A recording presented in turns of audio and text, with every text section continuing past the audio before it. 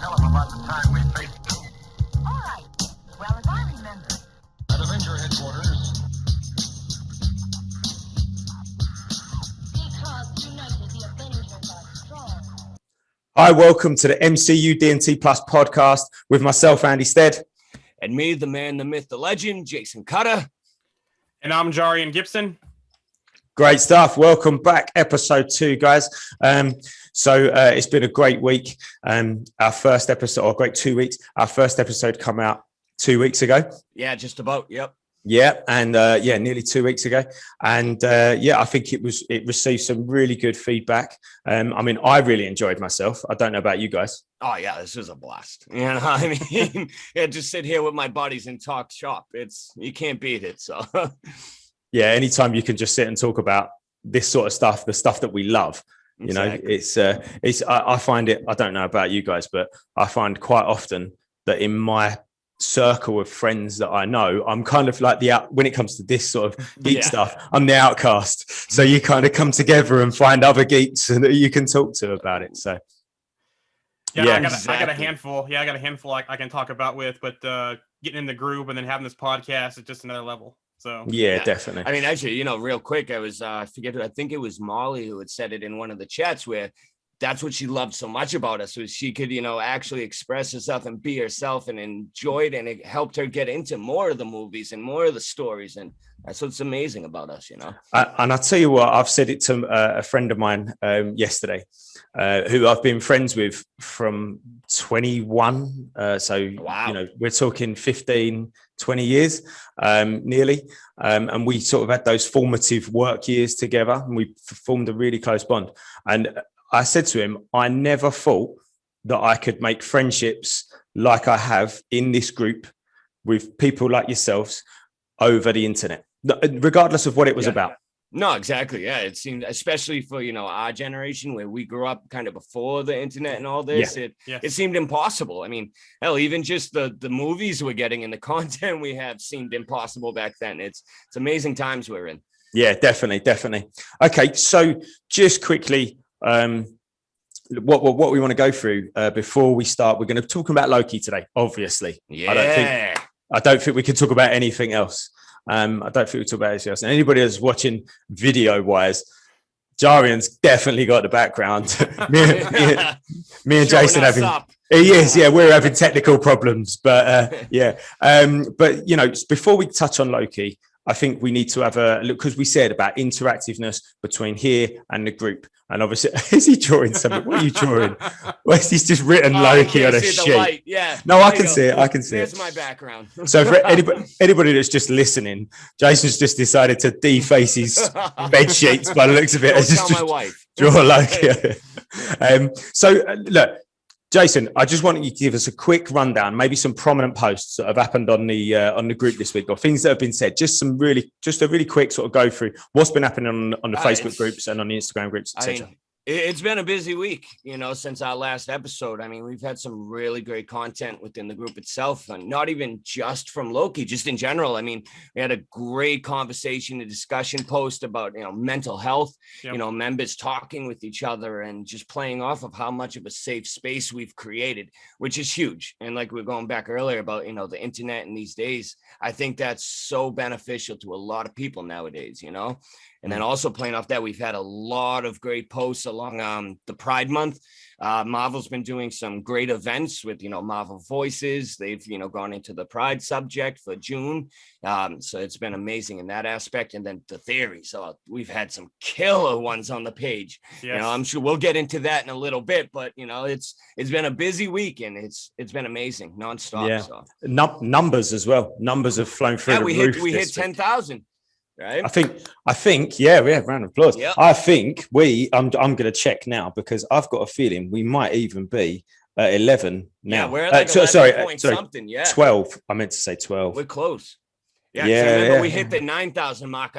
We put up the Vegeta. It's over 9,000, and then literally a day and a half later we hit the 10.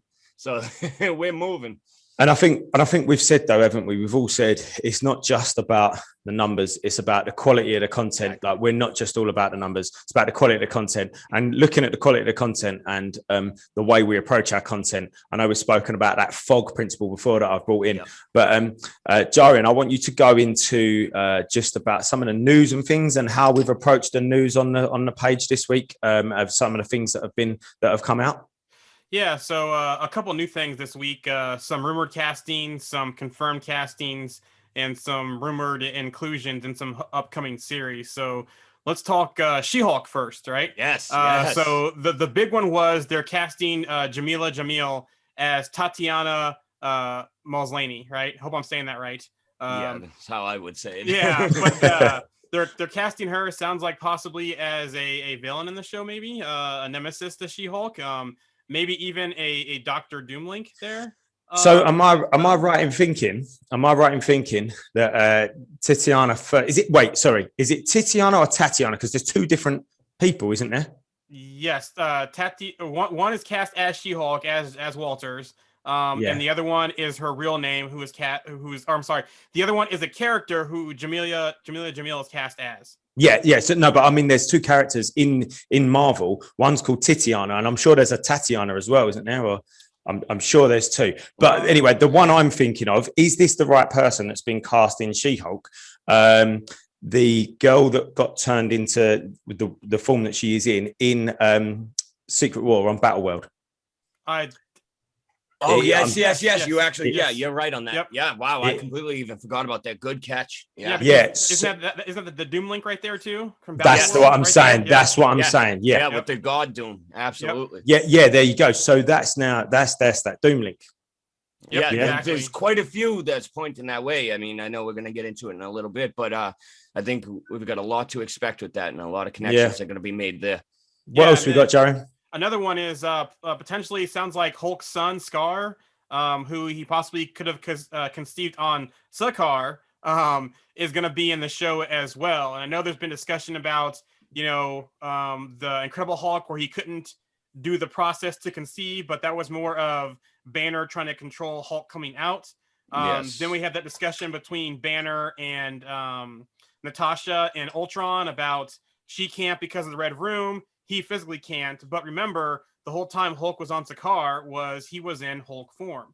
That's right. Maybe between his winnings and the bounty of his winnings, he met someone, had a son, and now this is a good time period. Yep. We don't know about him and being out there, and so that son is potentially now going to show up in She-Hulk. Yeah, and what was the other one? Because the other one is a good one to talk about. Yeah. So speaking of Doom and theories and that kind of stuff. There it is. We have a rumored casting for Namor, right? I hope I don't butcher his name when I say this, but Tenoch Huerta has to be fair, I'm glad that you said that, and that's why I shut up on that one. Yeah. Anyway, Boston accent would have butchered. And my stupid British estuary accent would deal with it ever. Go ahead, Jarian, carry on. Sorry. Yeah. So Tenoch Huerta. You might recognize him from Narcos Mexico, which I just started watching to see more of him. He's also going to be in the upcoming Forever Purge film. But he is rumored to be cast as Namor, which is interesting. Go ahead, Andy. You better have a thought there. Well, I was just about to say, so he's definitely in the movie. It's been confirmed that he is in the movie. Him as Namor is still. Well, yeah, that's it. He's been cast in Black Panther Wakanda Forever, but who he is, we don't know. So, and the rumor is that he could potentially be Namor. Exactly. Yeah, that's what makes the most sense. And I mean, actually, a big point to that, Jarian. You want to get into that with the whole Mayan Atlantean thing? Yeah. So going in there, and so he's of Mexican descent. He's a Latin America star. Movies, TV shows, that kind of stuff. So if they're going with the whole Atlantis and Mayan connection angle, his casting does make sense of being of that likeness of that area, because the Mayan, is from the Yucatan and Mexico, Central America, all in that area. So if they're going with, the Mayan civilization and Atlantis connection there, that casting makes sense. Now, spot on. Yeah, people are saying, well, he's a little bit shorter than what Namor is in the comics. He's like 5'8" or 5'10" compared to 6'1" Namor. But depending how Marvel's going in the MCU with this, the the likeness does make sense if they're going with that Atlantis Mayan connection. Yeah, I mean, like the height, that's just nitpicking. I mean, come on, we had Hugh Jackman as Wolverine. It's that's apples. Like you got to let that slide. And with all the CGI and stuff, they can make it work. Because I was actually one of the ones who I was like physique wise, maybe it doesn't look it from the photos I've seen on Google, but I mean, look at the the magic that MCU has done before. So and that's my profession. This isn't my job. My profession is to do with sport and health and fitness, etc. Exactly. Yeah. So I'm sort of fully aware of what it takes to sort of transform your body, and I just going on that. I mean, okay, height you can't change. We can't change height. You can. Yeah, build, they Camera definitely magic, can. I mean, look at the images we've seen of Chris Hemsworth over the last couple of weeks. The size that he's put on is just ridiculous. But I mean, these guys have got the best trainers, the best coaches, the best nutritionists, the best health coaches, the best chefs. They don't have to worry about anything. It's just all there for them. Yeah. And they have the time to focus on that too. They don't have day jobs, and you know what I mean. That's it. It's 24/7. I don't want to digress too much, just because we've got a lot of Loki to talk about. But I've read stuff before that they basically, when there's a scene, so like let's take Hugh Jackman because he's probably the most famous one. The scene in the Wolverine where he gets out of bed. No, sorry, in Days of Future Past, he gets out of bed and it's his first gun in. Yep. Yeah, that's it. He gets out of bed and he just, I mean, bear in mind he's like a 50-year-old man. He just looks incredible. What they do is for scenes like that, they will, so the coaches, the trainers, the nutritionists, the dietitians, all of those people, they will know when that scene is going to be filmed. So like a fighter, like a boxer who has to be at a certain weight, or any for the weigh-in. They have to be at a certain weight. They will then go, that's the date. Let's work back from that date and put a program in place that will get him to look exactly like we want him to look. I remember you and I actually got into a big discussion about that with a couple of the members, a little while ago, and it's really interesting how they can plan that out and break that down and prepare like that. It's insane. Yeah, it is. So some big rumors this week. Go on, Jarian, carry on. So back to the casting too. We know that Namor is going to be in Black Panther 2: Wakanda Forever. We know he's been teased in the past. Fury's map in Iron Man 2, I think. That spot in the Atlantic Ocean. Yeah, that's a little bit east of where the Mayan connection, but that could be where Namor is present day. Where they found him. Yeah, he's king of all of the ocean. Exactly. And then also too, he was also teased in Endgame about that tremors under the African plate. So this is where I'm going to go into my theory for Black Panther 2: Wakanda Forever. Yeah, slide right in. I think this is the perfect time to introduce Dr. Doom. And here's why. T'Challa, Black Panther, got snapped. We don't know what happened during those 5 years during the snap. That would be a perfect time for someone like Dr. Doom to take advantage of Atlantis, because they also said not only is it going to be Namor, but it's going to be Namora, Tuma as well. So I could see Dr. Doom manipulating the Atlanteans to attacking Wakanda. That way Doom can get his Clash of the Kingdoms and play them against each other. Exactly. Get his vibranium. Namor is going to be a foe in the beginning, but by the end of it, I can see him being a friend of Wakanda, which sets up Illuminati, sets up and Avengers. Also, too, Jarian, that you and I were talking about along that theory, too, is it makes complete sense he would use Namor because, Wakanda's force fields, nobody's entering Wakanda through land or sky. The only way would be underneath. Yep, through the ground from the ocean, and so that I'm all on board with that. Like we said, so many arrows are pointing to Doom, and that would be a perfect opportunity. And it's the best way to do it because we've seen Doom twice in Marvel movies, and every time it is tied to Fantastic Four. Yeah. This would bring him in, not tied to that. Reboot how, but it also wouldn't ruin his ties. Exactly, to Fantastic Four either. Yep, it wouldn't ruin it, but I think it's a better way to introduce him than what we've seen in the past. Yes. Yeah, I like that. I like that a lot, actually, just purely for the fact that that's it's like, oh look, Doom's there with a Fantastic Four again, brilliant. We was all expecting that. So actually, I think maybe to bring him in a different way, and that's a really nice theory. I like that. Hopefully, we'll see some more over the next few months about Black Panther 2 and what's happening. Hopefully we get that confirmed too. There's some trusted sources who reported it for the Namor casting, but it's still a rumor at this time. But hopefully, we'll see when that comes true from a Marvel announcement. Or And, confirm yeah, it. we'll be the fantastic. first ones to bring it to you guys. Well, yeah, hopefully we will. But you're talking about Marvel announcements. Like they still, I mean, everybody in the entire world knew that. The actor's name that's playing Moon Knight. Come on. Oh, You're killing Oh me. God, I've gone blank. Oscar Isaac. yeah. Oscar Isaac. Thank I you. love the guy. I love him. Everyone in the world knew that Oscar Isaac was playing Moon Knight, Yep. but Marvel just didn't say anything. Yeah. Disney didn't say And if anything to anybody. Marvel Did they? doesn't say it, I don't care how correct you are. It is still considered rumor until Yeah, it's that's through it, their yeah. mouth. Yeah, You know? yeah. There was that. There was even that fantastic video of him doing his fight training, wasn't there? Yeah, I posted that. Yes. Yeah. That was a Loved beautiful video. Yeah. Anyway, we're going to digress. Yeah, let's don't get me started on Moon Knight. no. Yeah, not yet. We've got a long time. Exactly. Right. Okay. Let's do this. Let's go straight into Loki. So we had Loki episode 1. I think we was treated to, first and foremost, in my opinion, Tom Hiddleston was just incredible throughout that entire movie. I thought he was absolutely tremendous, and the range he showed in that sorry, I called it a movie. Wow, the range he showed, it could have been a movie, Yeah, but the range he showed in that 50 minutes was just incredible. And also along the lines of the acting, I've always liked Owen Wilson. I've always liked him, but and I'll be honest, I've always gone. I wouldn't have said he's a great actor, but I've always liked him. Yeah.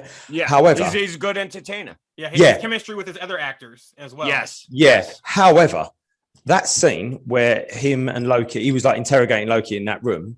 That's the first time I've probably seen Owen Wilson and gone, wow, like I'm really convinced that that's who he is. Like that's that man. He's not an actor playing this person. And I think that's when you can then sort of accept somebody as a character, can't you? When you forget that they're a real person, you just. I also think that's a huge part, though, not just on props to the actor themselves, but that's a huge props to the way the MCU does things. Yes. They turn these actors into the characters. Yep. Whether it's because they just love the job and make it that welcoming to the actor, and also just the writing and stuff. I mean, but it's just spot on. It's amazing. You forget that they're actors. You forget that they've done other films and works. Like Robert Downey Jr. If I don't give a, I don't care what he's done. He's Iron Man. Yep. He's Tony Stark. That's that. Like we watched. Me and my family went to the cinema to watch Dolittle. That's great. Yes, it was good. It was good fun, but you just can't watch it without thinking, "What's Iron Man doing in this movie?" Exactly. but anyway, yeah. Right. Okay. So, what we said we would do from 2 weeks ago with this podcast was we wanted to be interactive. Yeah, we wanted to include the page and our social media channels in what we were doing today. So the best way we can think about doing that is by starting off this conversation about Loki with a theory from one of our members. Yeah. Yep. So I'm gonna read it out here. I've got 2 theories. The first one is very comprehensive. The second one is just sort of more suggestive, and I think we'll go down that route when we get there. But let's start off this conversation by reading out this theory from Adam. Adam Wooten is from my neck of the woods. Right, so this is Adam's theory, yeah? The way I'm thinking with this theory is that the Timekeepers likely won the multiverse war. Upon doing so, they didn't unify the multiverse. They chose only what they wanted from each to create their sacred master universe. They then reset every other reality out of existence. And then he puts very Nazi-like. Remember, history is written by the victor, as they say. So the TVA... so as the TVA, who would question it? I see sacred as a word used throughout history to prevent questions being asked. Having to have faith in what you've been taught without question. For to question what is sacred would be blasphemy, and that has always been met with dismissal or punishment by those trying to hide the answers. Then there's the little point that the TVA basically eliminate free will for all existence to maintain order. Sound familiar? Yep. Now, is that the act of a good, quote unquote, character / organization? The Timekeepers / TVA are basically a dictatorship regime on an unfathomable level. Anyway, now we got that out of the way to Loki 2.0, which I guess, Adam, means the cloaked Loki that we saw at the end, who I believe is a multiverse refugee who survived the Timekeepers multiverse purge. Not showing us the face would strongly suggests that it isn't Hiddleston playing that Loki. If that's the case, then regardless of whether it's a Lady Loki or a different Loki variant that became Kang, they seem the two most popular theories at the moment. They have to be from a previous multiverse and not the sacred timeline where Hiddleston is Loki. And 2.0 is now looking to break that sacred timeline and birth a new multiverse. Further to that, I think 2.0 created the 2012 branch from which our Loki was taken in order to get his help. 2.0 knows how the TVA work and, I guess, also how Mobius operates, possibly even working together. And 2.0 predicted or knew Mobius would try to use our Loki to catch or help the 2.0 rather than just execute him. I see the big reveal at that being that Loki 2.0 is in fact a hero and not a villain, showing our Loki that he can be whatever he chooses to be, and we're not bound by the sacred timeline, and that every choice he makes was because he was predetermined to do so. Loki will free all existence from the TVA, as he says, Loki the Liberator. Yeah, no, I loved that one a lot. Actually, before he even got into his full theory on it, the way he was explaining, the TVA and just without question and stuff, it got my mind thinking. It sucked being on this band. I couldn't talk to him about it on the group, but my thoughts were running through the show is Mobius seems like the type of character where he's one of those, I'm tired of just following orders blindly, and I can totally see him following Loki because he sees the freedom Loki has and just doing things, his way and stuff. And I can absolutely see him almost turning on the TVA in a way to get it done because he, realizes that they're, like he said, they're Nazis almost. They're control freaks and that's not the right way. And we've seen that a lot in comics, so that's what popped into my mind the most with that. Yeah, it's like Mobius is not sure of the TVA's current direction. Yes. And he's questioning it and he's questioning what he's doing. And so maybe he thinks that, like I think that the TVA has been infiltrated by someone else who is trying to control things. For example, we discussed in our chat about that Kang had probably already taken over the TVA, maybe. Yeah. And that the sacred timeline is his timeline to where he can face the Avengers and beat them and every conquer time. everything. Yep. Yeah. And those strings are ways like in Adam's theory, like those strings are ways of where he can't control the timeline and where he gets conquered. It's kind of similar to I was watching Earth's Mightiest Heroes, the Avengers cartoon the other day with my son. Cool, yeah. And so there's a whole series of Kang episodes on there. And it kind of made me think about that because Kang came back and wanted to get rid of Captain America because Captain America was in the wrong timeline, which causes problems in the future for Kang. And all these different realities, these different timelines cause problems for Kang. So along the lines of that, I definitely could see that happening. But I already think that Kang has taken over the TVA. Well, I know, like I spoke to you about it, Jarian, when you first proposed that. I think that's a huge possibility, and because especially with the Disney, owning Marvel and Star Wars, I think Star Wars went through a phase where they were pulling heavily from the animated series, using that as source. We all know the MCU uses the comics as source material. I can absolutely 100% see them using the animated series as it as well.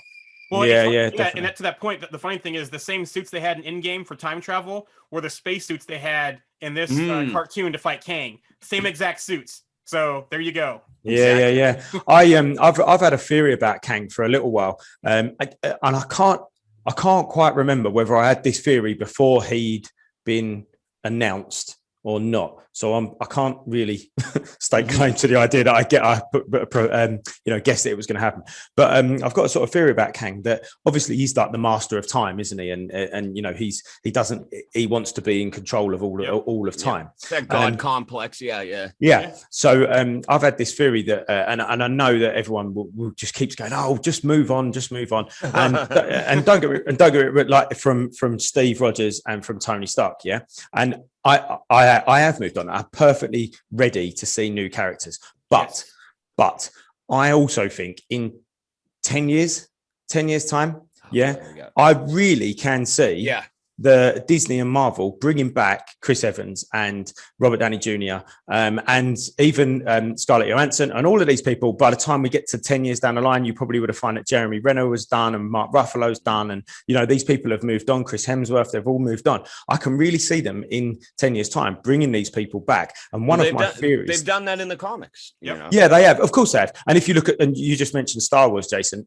that they literally did that in Star Wars. I mean, it's been 30 years before we saw Luke Skywalker and Han and Leia, and they brought them back. So in 20 years' time, when the children, I mean, I look at my kids now, they're 11 and 15. So, they will now go 10 years, say, without seeing Steve, Tony, Natasha, whoever. And then can you imagine their excitement when they're 21 and 25 and all of a sudden they see these guys, they're like, wow, I used to see them when I was a kid. Now I'm seeing them as an adult and they're maybe showing their kids. I think you're 100% on to something like that. Yeah. So one of my theories with Kang is that he gets the ump almost, that he's kind of not been able to control time and he drags Avengers out of different timelines from different places, puts them all in one place and basically battles them to kind of to sort of show off almost.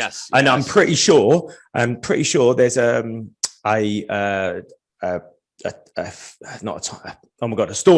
story arc in the comics that involves Renslayer.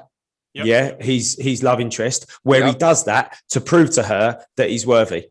Exactly. It's almost a similar thing to Thanos with Lady Death. Exactly. But like I said, I think you're spot on with that.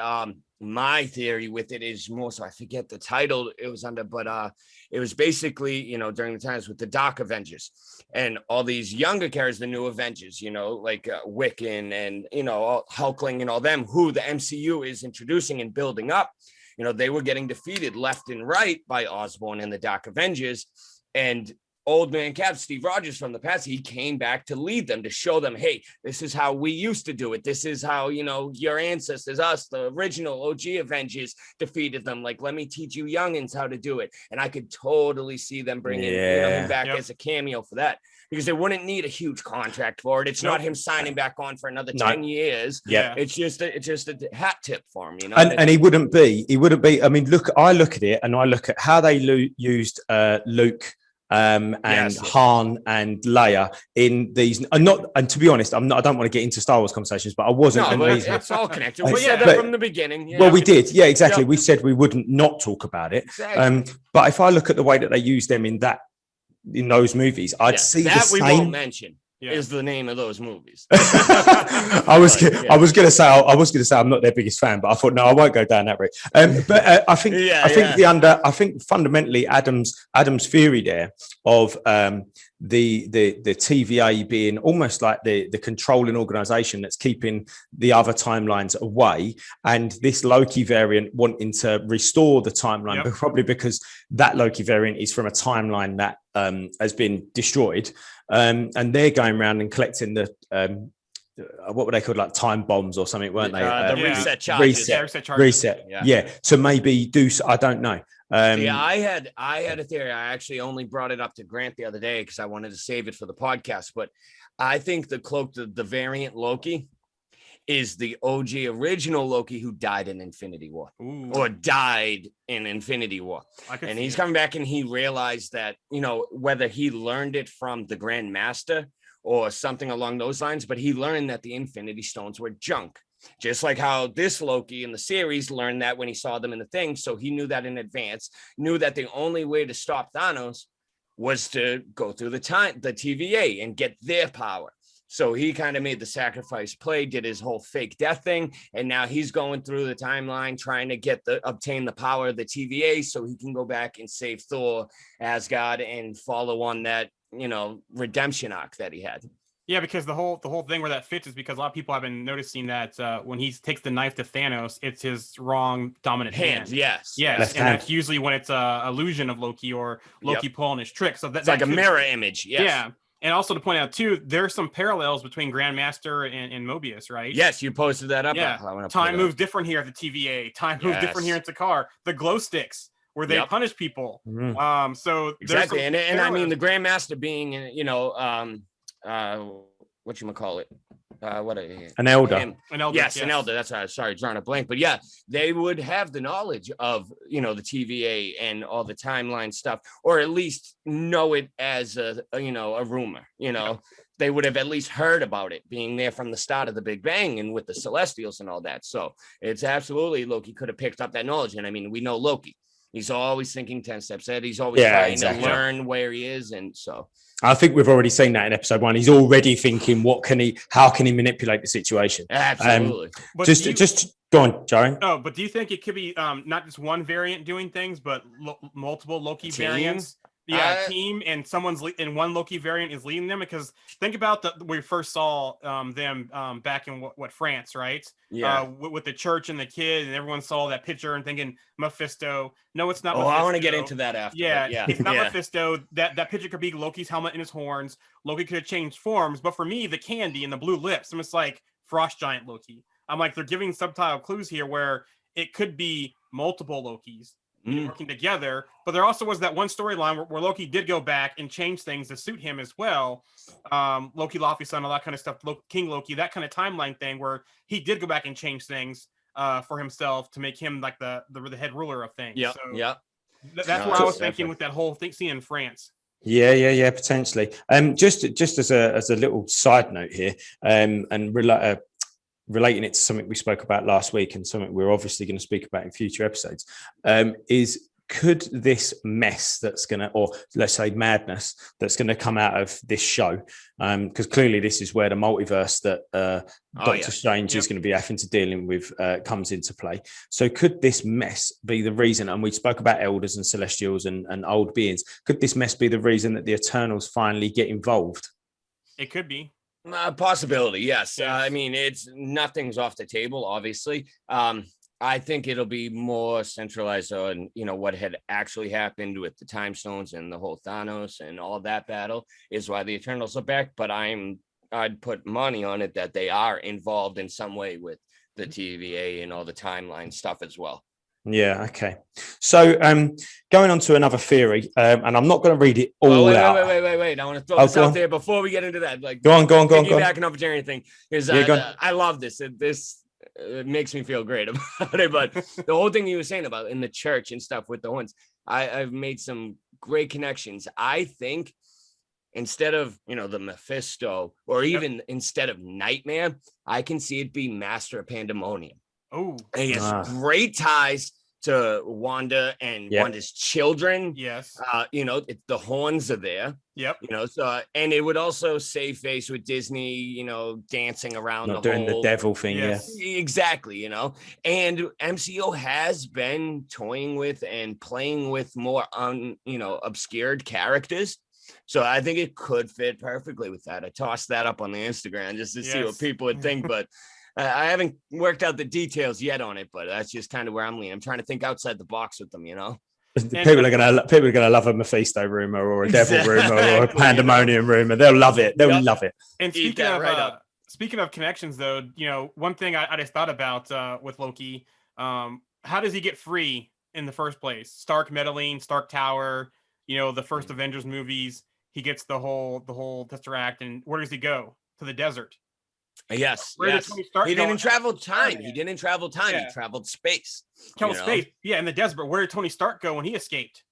He crash landed in the desert. Kind of similar parallel there, or am I just making something not there? No, that's something to bite into. Absolutely. I mean, there's got to be some type of reason. MCU doesn't do things for no reason. Yep. And tiniest stuff like that has something to do with it. So I did think it was strange. And that kind of started Tony Stark on his hero arc. So is that going to start on his hero arc? So I tell you what, then I was going to save this until after the next next theory, but I'll bring it in now. So WandaVision, we looked at they looked at grief and loss and how to cope with Get that. into this. Yeah. I love this. Falcon and Winter Soldier, they looked at displaced people. just in general. So whether that was because of your race or whether that was because of your experiences, i.e., you know, a veteran coming home from war, PTSD, or whether that was you as a refugee. Also the whole theme, you know, of responsibility and burden and that stuff as well tied in. You know, definitely. So they looked at that. So I've been wondering with Loki what the sort of overall theme will be. And Jarian, what you was just saying there, definitely mischief. You can see that already. But Jarian, what you were saying there about whether is this a parallel with you know, that scene, that particular scene, landing in the desert, etc. Is it a parallel with Tony Stark's journey to heroism? Is this about are you destined to be a good or bad person? Absolutely. That's a huge thing with Loki, is that feeling of destiny that I've owed this, you know. I am the rightful king. For it. Yes. Glorious purpose. That's it. Exactly. Can a good person do bad things, and can a bad person do good things? And absolutely. I mean, even in the show where he said, you know, when he finally admitted, I do not enjoy hurting people. I mean, for a character like Loki, that is a huge turning point for him to admit that out loud. You know, that's big. I also really liked that scene because that was very shortly before Mobius said to him that, you know, you're kind of destined to be this bad person so that other people can achieve this greatness. And so I think that whole kind of are you good, are you bad, you know, can you be different? I think you're right on the money with that. But the only thing I would tweak a little bit is I think it'll be more focused on like acceptance. Accepting who he actually is destined to be. Like you had said, you know, he's destined to be the bad guy so others can be great, you know, and that's a huge thing. And maybe not so much as him turning into a hero, but him being a villain for the right reasons. Oh, you know? Yes. And what did and just talking about Loki and that whole situation about what is he destined to be? What was Frigga's line to Thor in Endgame? Something like, "Be the man that you are, not be the man that you are, not the man that you're meant to be." Yes. Was it something like that? Along those lines, they're pretty much right on the money there. But that's huge, and that goes back to the whole thing where MCU doesn't do things for no reason. That's definitely going to carry weight going further, you know. And just again, before we get into this next theory, because it will open up a can of worms. And talking about Frigga, there's been a few people on the page that have asked. Someone did ask, do you think there'll be other characters from the Thor movies appearing in Loki? And I think we discussed this before. We don't really see Chris Hemsworth appearing as Thor, not unless it's in what we've already seen, like previously recorded. Where they just use old clips. But we was like, is Anthony Hopkins going to show up as Odin? Maybe that one, but we're pretty certain that we might see Frigga again. She has a huge connection to Loki. I mean, huge. Is the way Thor and Odin's relationship worked was pretty much the same as Loki and Frigga's with his mother. I mean, the reason he knows most of his magic is through her. She taught him, you know, pretty much everything he knows. And I mean, just from what we've seen already, they've showed that, you know, how much she cares about him and, you know, realizes he's the black sheep, so gives him that extra love, you know, because Thor kind of had it easy. So I think they'll play into that a lot. And I think she'll be like a, how do I word it? Like a guiding light for him, like that keeps bringing him back to reality, you know, when he's, you know, so. And they may pull out some deleted scenes from other movies from from the Dark World, manipulate from the first Thor old scenes. Exactly. I'd really like to see this a similar not a similar conversation, but in the same like emotionally similar to the conversation that Thor got to have with Frigga in Endgame. I'd like to see that same conversation with Loki and Frigga as well. Absolutely. I was talking within the group as well as what I really want from this is I want Loki to finally get that God moment. Like I want him to have his Thor coming down in Wakanda type of moment. You know what I mean? Where he's earned it, you know, and he deserves that respect and that moment to shine. You know what I mean? I think we'll get that. in this series. 100%. 100%. I really do. Right. Okay. Let's bust into this next theory then. And I'm not going to read it out in the same way that I read Adam's out. Because I think it's very clear. This one's a little bit. It's a little bit different, but it's from Derek Reynolds. And I will read out the first little tiny bit. He said, my main question coming out of Loki is how will it lean into Doctor Strange 2?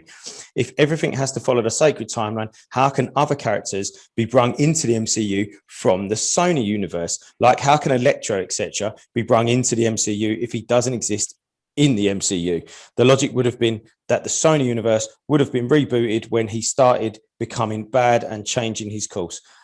Same thing with the different Spider-Man.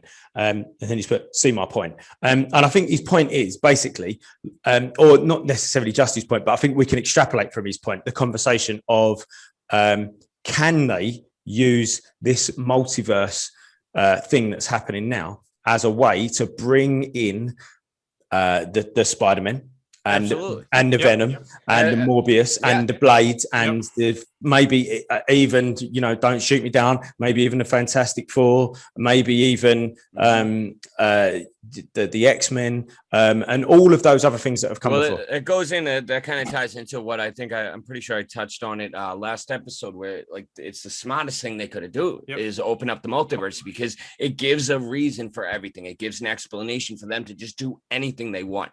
It's not just opening up the multiverse now it's opening up the omniverse, which literally includes things like Fox universe and you know, the MCU, Sony, like the omniverse is literally above all of that outside of the comics. And you start getting into fourth wall breaking stuff, like, you know, we're going to be introducing Deadpool again, and you know, even She-Hulk. So it's absolutely, you know, anything's possible now, and it's brilliant.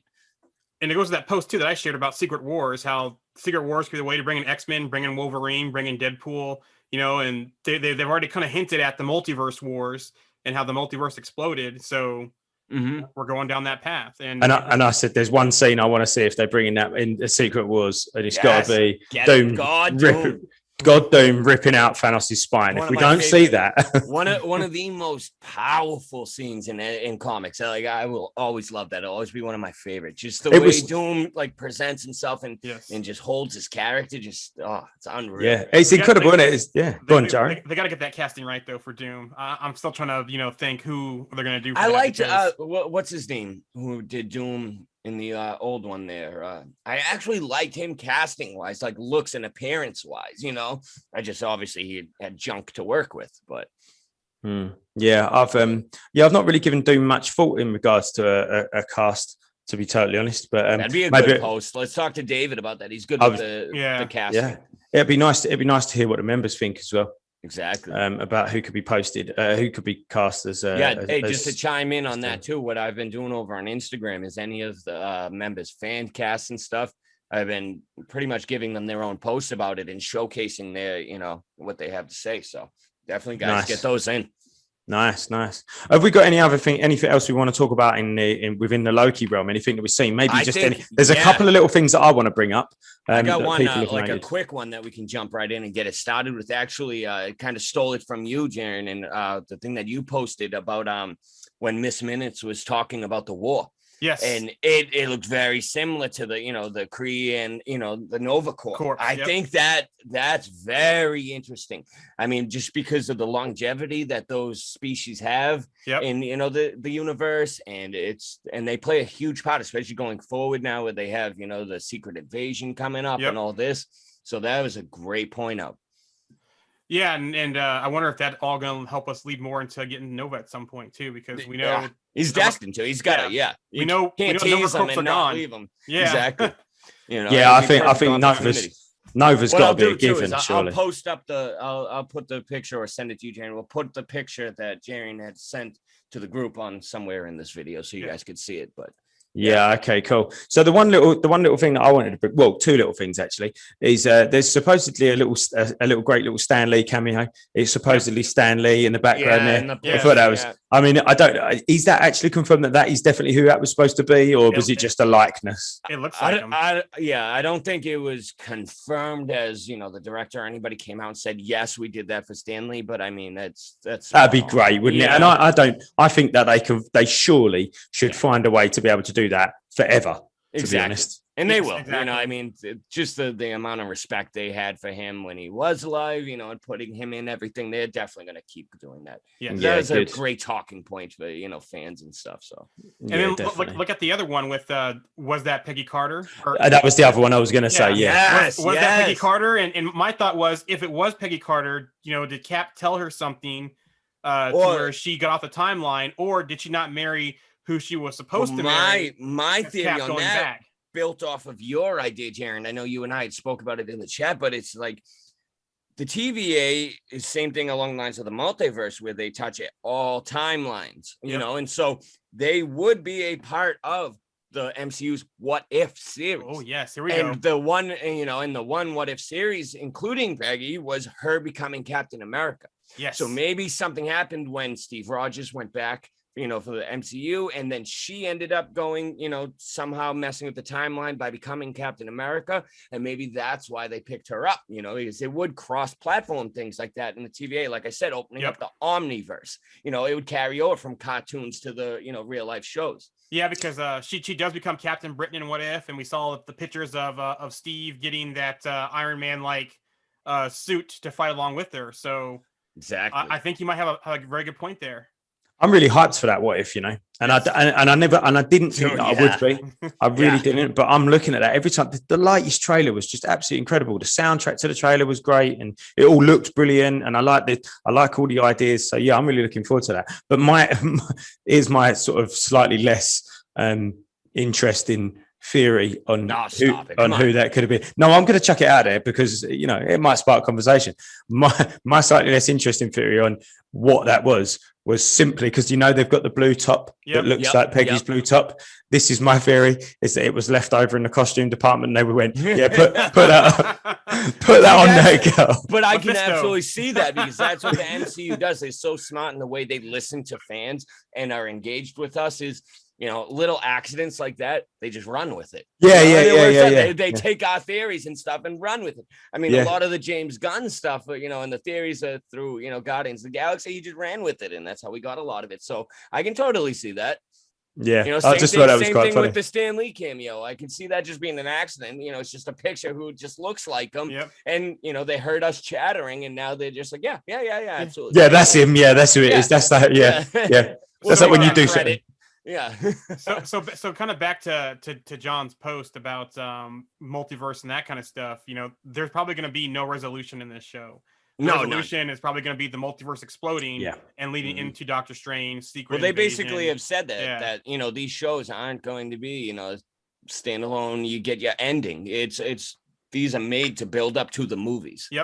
So and I don't think we'll get Kang either. He's going to be teased. No, absolutely not. He'll get teased heavily, but we saw that device at the end of the show. The third set, the next. Yep. That the device. reset charge. Thing, not the charge. No, the dagger thing with the circle in it. Yeah, we saw that device. So definitely, they're teasing Kang.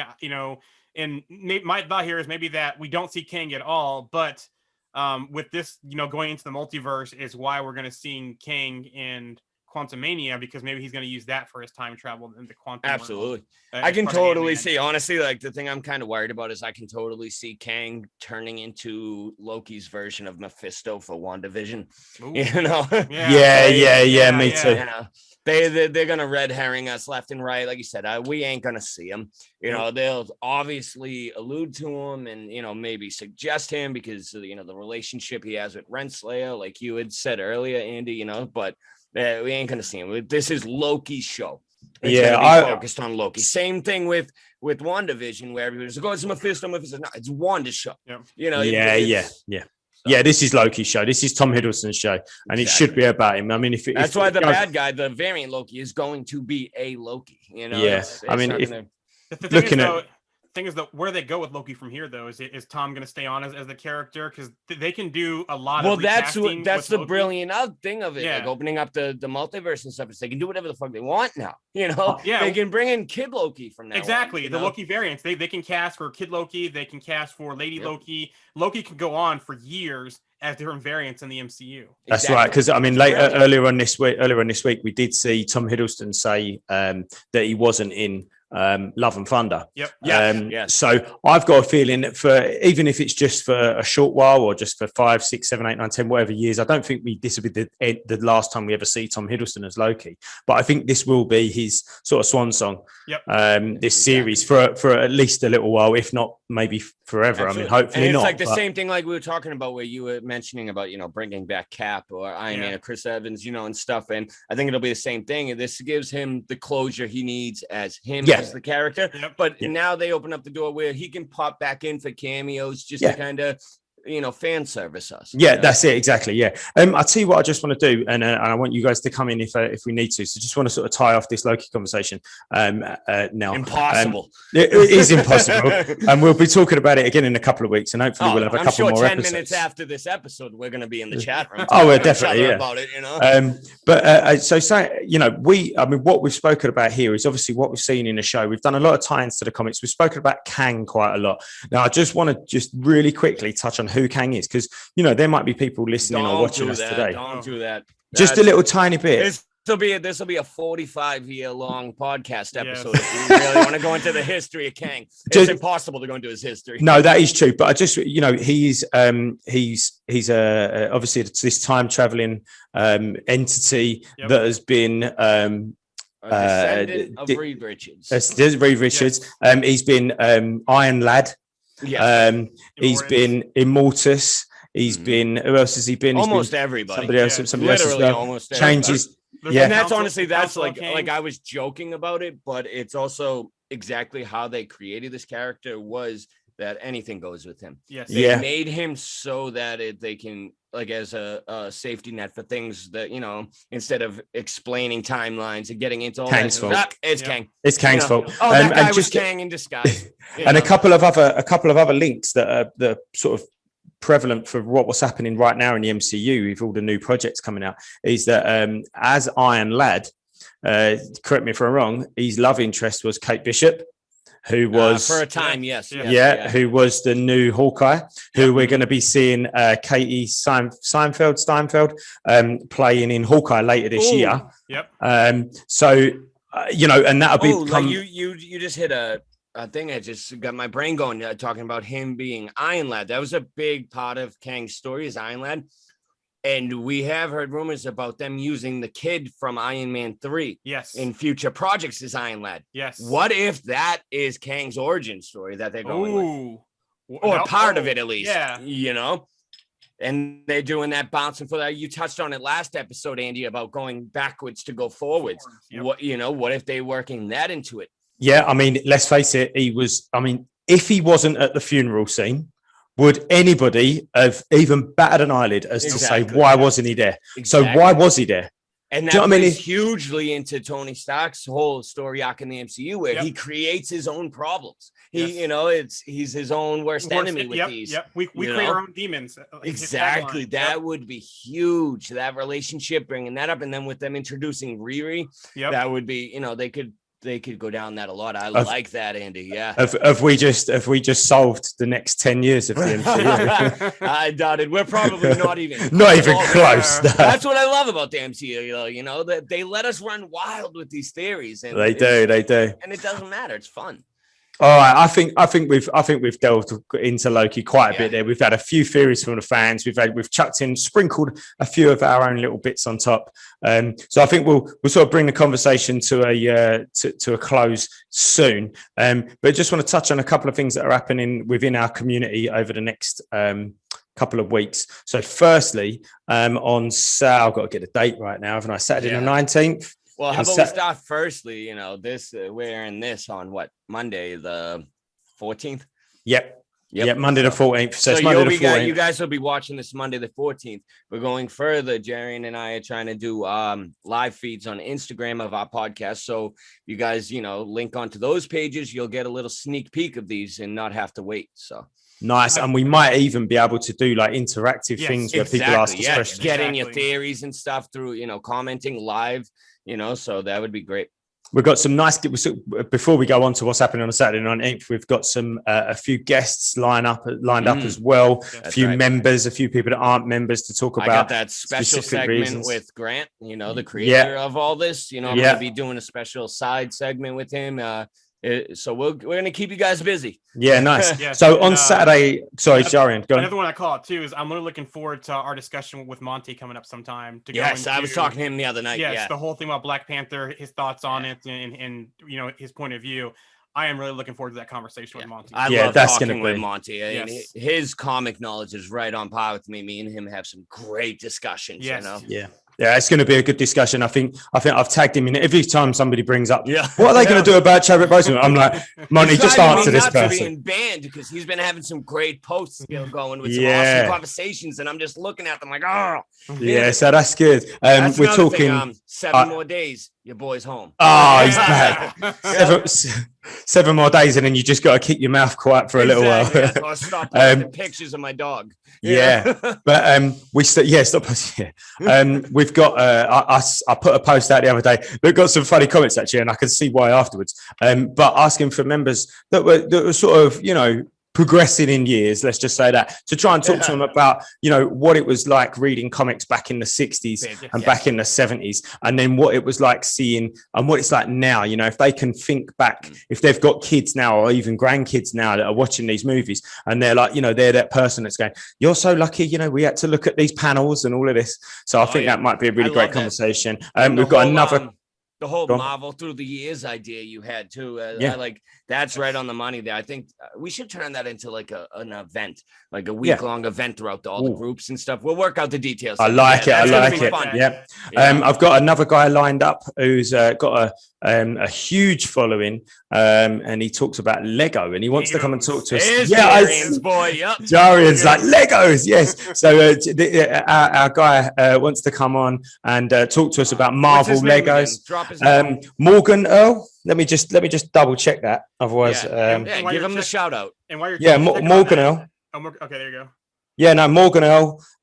His podcast is Brick Talk. We'll tag his link when we post. Yeah. So, So we're gonna yeah, definitely. So we're going to try and get Morgan on as well. So we're looking to get some guests on, and hopefully one day we'll be standing here with Kevin Feige on the other end of the phone as well. But anyway, look, I still haven't spoken about what we're doing on Saturday the 19th. Saturday the 19th, we have got our third live Zoom MCU quiz. This one has been put together by our wonderful, our Mama B, Barbara, Barbs, whatever you want to call her. She's don't call her babe. Or love. Yeah, exactly. But she's 100% the mum of our group. She is the matriarch of our group. She's put together this quiz. I had the honor of putting together the first two. She's taken the reins on this one, and it's a good quiz. They're not, I know that we're almost full now. I don't think we can take any more people anyway. But we was fed up of too easy multiple choice internet quizzes, which you get like 98%, and the only reason you get one wrong is because you looked away or something. But actually, these are proper quizzes going into the intricacies of the movies. This is a phase 1 quiz, so that's cool. That's going to be great. We've got about 24, 25 people that are all from all over the world. Over how she's put this together. I mean, Andy, you did an amazing job just starting this off and stuff, and how great and fun it was, but the way she's done this one, I swear, I was telling her this could be a straight talk show, like a game show. A game show. That's what I said. Yeah. That's what I said to her. I said, this is a game show. This isn't just like quizzes. This is a game show. Absolute game show. Yeah. Yeah, exactly. definitely. She's put in a lot of work. Yeah, and also she has. too, the video she put together from your last quiz, the great, second one, yeah. That's up on our YouTube. You can find it in our link tree and stuff. That's fun. That's great. Yes. That is great. Yeah, that is a great video. It just brings it all back, don't it? Exactly. And the other thing, and this is still this is an early concept, and it's something that I sort of came up with the other day, and I'm going to link up with a couple of other of the admin and mod team to sort of present this.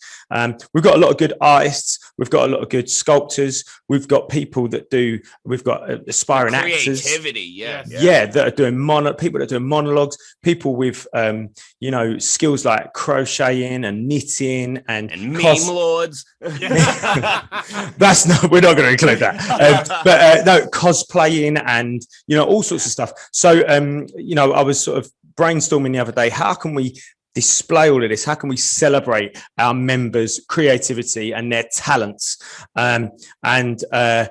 I came up with this concept of MCU DNT has got talent. Yeah. So like a Britain or America's Got Talent or whatever country you're from is a Got Talent, Simon Cowell special. We're going to do an MCU DNT Got Talent. We're going to accept entries from different people, whatever their talent is to do with the MCU. We'll make it a vote thing. Members and fans can vote on them, Yep, totally. And we were talking. I know you and I were talking, Andy, but let's blast him online here and put it on the air. Grant will finally allow you to, whoever wins will put your work as the cover page. He's a Nazi with that. He controls that so bad. He's so anal about it. But we'll have that as one of the prizes. Yeah, one of the prizes. And bragging rights. He's under the gun now. The pressure's on now.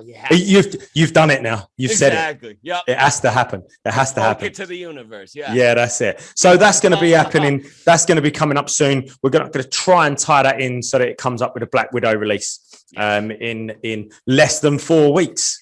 Taskmaster. Yeah, look at Jarian. Look at Jarian getting all excited because Taskmaster's coming. Did you order your tickets, Jarian?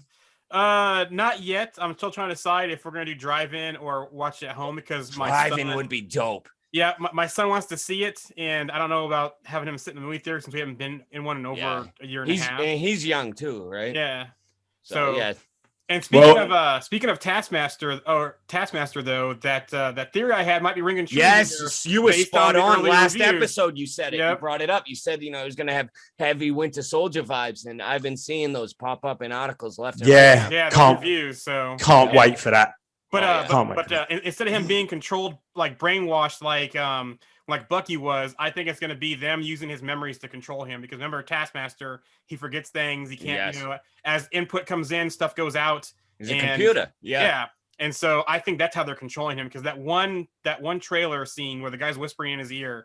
But right see, there. I'm gonna get into it too much. No, don't get into it. Don't get into it. Real quick though, that might be how they end up defeating him. Because I mean, to be fair, there's no way in hand-to-hand combat Nat's gonna be able to defeat him. Nope. But her interrogation styles, she might be able to pull those good memories back and humanize him again. Yes, I love that. At least to the point where he pulls off, and so yeah, that's a later episode though. Yeah, Christ. Yeah. Just don't kill him. Don't make him a I want to see Taskmaster. I think they're done with that though. MCU has learned that's one of the biggest things. They learn from their mistakes. We've got Thunderbolts coming. Don't you worry about that. They're not going to kill him off yet. All right, then, guys. Listen, let's call it a day there. Let's let these people get back to their work or finish their lunch break or stop their commute or whatever it is that they're doing. Get back on the group and start talking about get back on the group. Yes, definitely get back on the group. Give us some feedback. Guys, remember, no matter where you're listening to this podcast, whether it's on iTunes, it's on Amazon, it's on Spotify, it's on Andy hooked us up. YouTube. He's got us everywhere. Yeah, it's everywhere. It's everywhere. Rate us, subscribe to it, please. Review it. Yeah. Even if you sit there and go, actually, I don't like these three, and just leave a review, leave an honest review, be authentic with us. Yeah. And if you don't want to hear one of us again, let us know. You probably that probably won't happen. That's the same outlook we have with the group itself. Yeah. Just be honest with us. Let us know if we suck. You hate my obnoxious Boston accent. Let me know.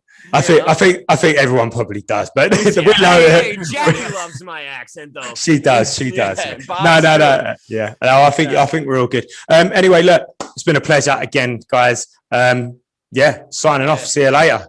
All right. Hey, Grant. I'll see you next Tuesday. Why don't you tell him about the time we faced them? All right.